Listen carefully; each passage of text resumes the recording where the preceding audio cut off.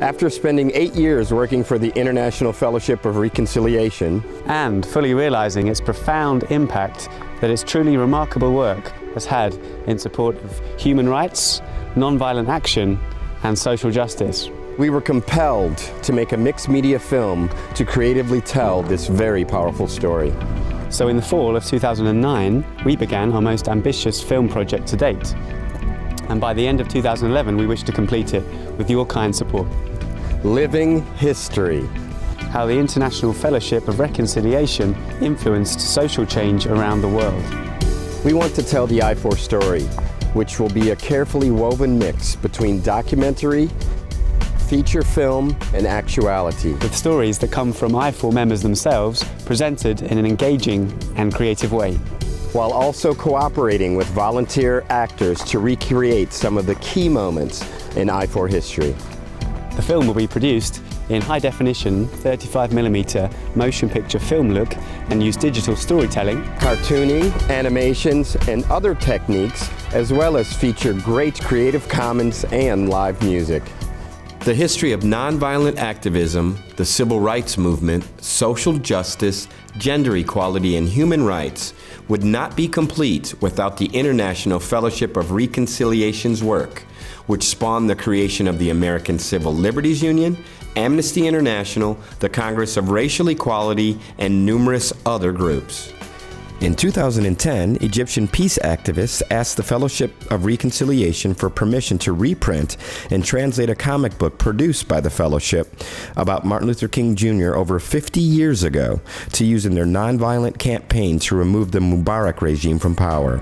Thich Nhat Hanh, Buddhist Zen master and former president of I.F.O.R, has also agreed to appear in the documentary. Thich Nhat Hanh, who was nominated for the Nobel Peace Prize by Martin Luther King Jr. in 1968, was originally brought out of Vietnam to the USA and Europe by Alfred Hassler to escape persecution by the Vietnamese government.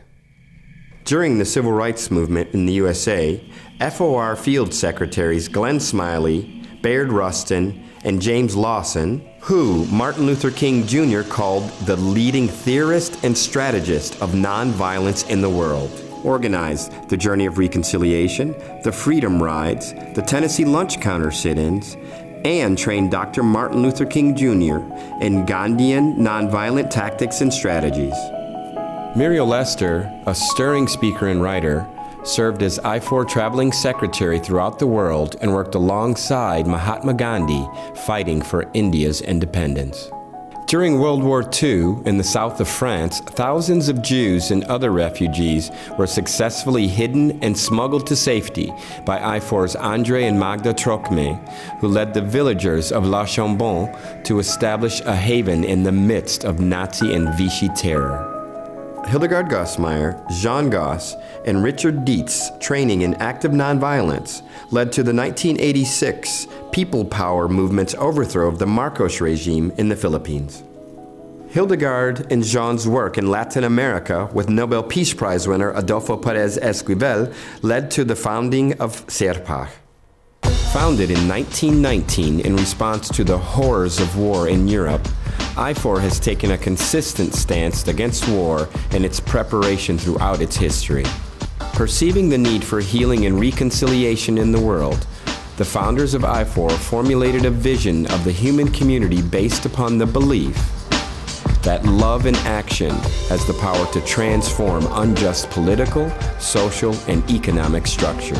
To date, we have already filmed Hildegard Gossmeier, Adolfo Pérez Esquivel, Richard Dietz, James Lawson, Laura Hasler, Isabel Goiskins, Bina Sebastian, Stella Tamang, Virginia Barron, Rui Das, Mane Rosa Mania, Nina Pakowski, Tess Ramiro, Adakim Chikandamina, Namo Sitole, Kayoko Itaka, Takeshi Watanabe, Zogby Zogby, Rabbi Jeremy Milgram, Lucas Johnson, Sean Pierce, Rick Ufford Chase, and Rabbi Lynn Gottlieb. I.F.O.R members share a vision of a world where conflicts are resolved through nonviolent means, where systems that foster fear and hatred are dismantled, and where justice is sought as a basis for peace. In the end, we will remember not the words of our enemies, but the silence of our friends.